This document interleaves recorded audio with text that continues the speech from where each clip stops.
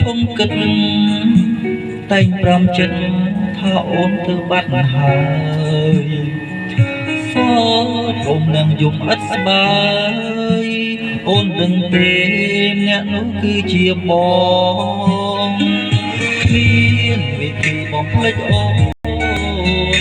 យំរលបងគ្មានអ្នកលួងលោមទេ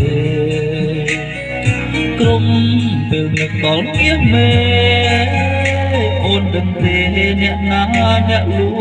ង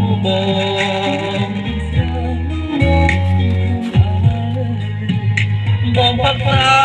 ដើម្បីបំភ្លេចអូនបងផឹកស្រាដើម្បីឲ្យគេលួង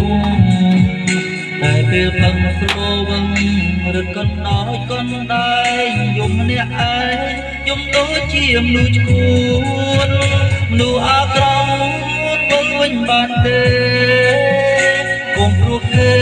ធ្វើជាមនុស្សចិនដាច់ឬចង់ឃើញបងឈឺរហូតដល់ស្លាប់ទើបសម្រេចថាវិញមែនទេ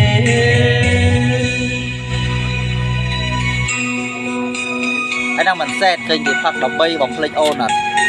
សេតតែនឹងមានអានេះគេក្រៅគេគេណាបើចាតាទៅដល់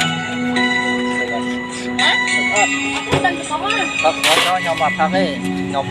ផឹកញាក់ដោយឥឡូវនេះតើផឹកញាក់ហ្នឹង